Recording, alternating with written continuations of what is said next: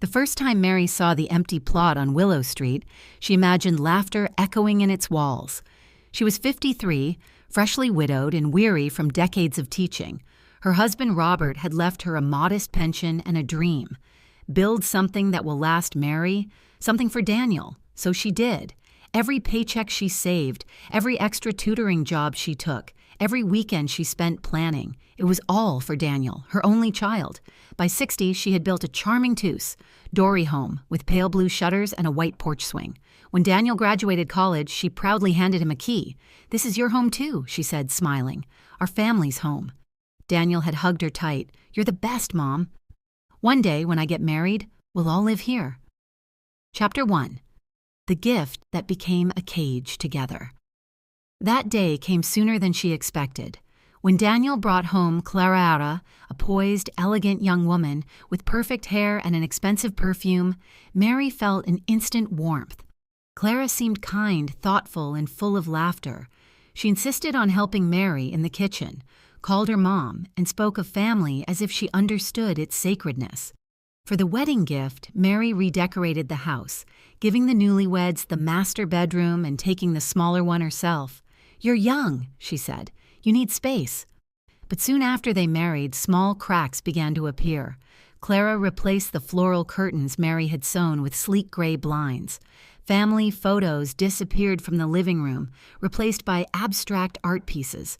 Modern, Clara called it, fresh. Mary smiled politely, even as her heart ached at the empty frames tucked in a box. The first open wound came one rainy evening. Mary had fallen asleep on the couch while knitting. When Clara returned from dinner with her friends, she wrinkled her nose. "Oh, you're still up, Mary." Mary stirred awake, just dozed off. "I'll head to bed." But when she reached her room, she found it filled with boxes. Clara's boxes. Shoes, bags, clothes. Her bed was gone. Confused, Mary turned to her. "Clara, where's my bed?" Clara shrugged. "We needed your room for storage. You can sleep in the guest room. I'll have Daniel move your things tomorrow." Mary stepped into the guest room. Bare walls, cold floor, and no bed, just a thin folded blanket. When she turned back, Clara's voice was sharp in Chapter 2. The house that forgot its heart, dismissive. Let her sleep on the floor. She'll be fine. Daniel stood there, helpless, silent. That night, as rain hit the windows, Mary lay curled up on the hard wooden floor, her old joints aching. Every creak of the house seemed to whisper betrayal. She had built this home. She had paid for every brick. And yet she no longer belonged. The next morning, Clara acted as if nothing had happened. She greeted Mary with a bright smile and asked if she'd like coffee. Daniel avoided eye contact. Mary wanted to scream to ask her son how he could let this happen, but her voice failed her. Instead, she busied herself cleaning the kitchen, the same one she had once filled with Sunday pancakes and laughter. The weeks that followed turned her home into a prison. Clara complained about old habits, rolled her eyes when Mary told family stories, and whispered to Daniel that his mother needed to learn boundaries. Daniel, blinded by love or guilt, withdrew further each day. He began working late, avoiding the tension he had allowed to grow. Clara's dominance spread like ivy, strangling the warmth from every room. Once Mary tried to talk to Daniel privately. "Son," she said softly, "do you remember how you used to call this our home?" He sighed, rubbing his forehead. "Mom, please. Clara is just trying to make things comfortable for everyone. By taking my room, my bed. It's temporary, Daniel," she said gently. "Some things you can't replace with furniture." He walked away. That night, Mary wept quietly on the floor again, but this time her tears were different. Not helpless, but cleansing. Something inside her shifted. She decided she would no longer beg for kindness in the house she built. 2 days later, while Clara was out, Mary packed her few belongings into 2 suitcases. She paused before the living room mirror, looking at her reflection. Tired eyes, silver hair, but a spine of steel. She opened her drawer and pulled out a leather folder, the property deed she had never legally transferred to Daniel. She had meant to after the wedding, but something had always held her back.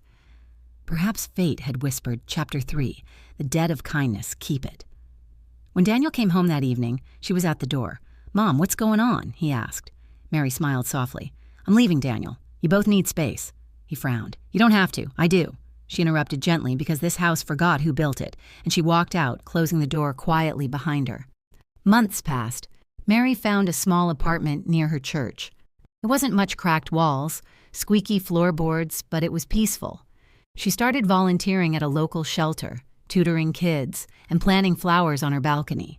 People there called her Mrs. Sunshine.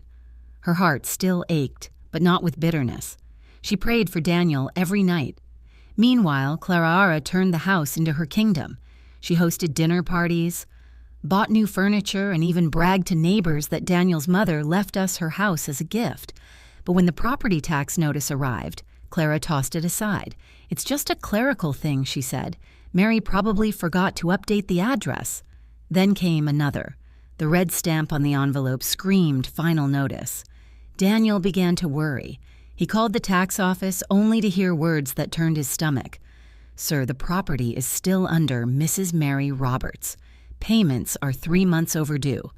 He sat in silence for a long time, then called his mother. "Mom, did you ever transfer the house to us?" he asked weakly. "No, Daniel," she said calmly. "I never did."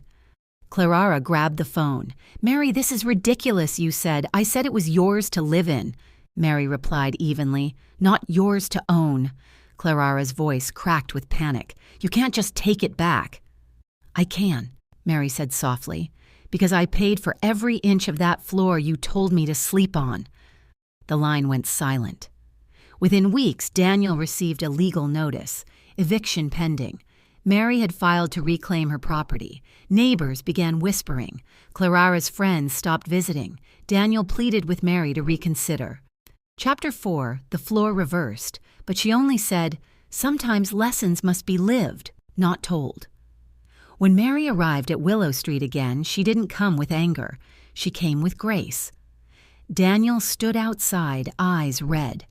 Clara looked broken, her designer clothes wrinkled, her face pale with sleeplessness. Mary's heart softened for her son. "I'm not here to destroy you, Daniel. I just came to take back what I built." He nodded silently. Mary moved back in that week, but instead of forcing them out, she gave Daniel and Clara a choice. "You can stay in the guest house for now," she said kindly. "It's small, 1 mattress, no heat, but it's shelter." Clara's eyes widened. "That's cruel." Mary tilted her head. "Cruel?" "No, dear. Cruel was making someone sleep on the floor in her own home." Daniel looked at the ground, shame written across his face. The days that followed were humbling. Clara tried to endure the cold nights and thin blankets. She washed dishes for Mary, cooked breakfast, and quietly wept in the corner. Floor, once a symbol of her arrogance, had become her punishment and her teacher. Weeks passed. Slowly, the tension thawed. Daniel began repairing the house, repainting walls, planting flowers with his mother. One afternoon, Clara approached Mary, trembling. "I don't expect forgiveness," she whispered, "but I am sorry." Mary studied her for a moment, then nodded. "Pride can make monsters out of the best of us."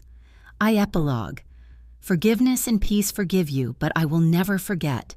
Months later, Daniel and Clara moved to a small rented home. They visited Mary often, bringing her groceries and laughter. The house at Willow Street once again held warmth, not because of ownership, but because it had finally remembered love. And on quiet nights, Mary sat on her porch swing, knitting as the sun dipped below the horizon. She no longer carried bitterness, only peace. The floor she once cried upon had become a foundation of strength, a reminder that dignity once reclaimed is the softest form of revenge.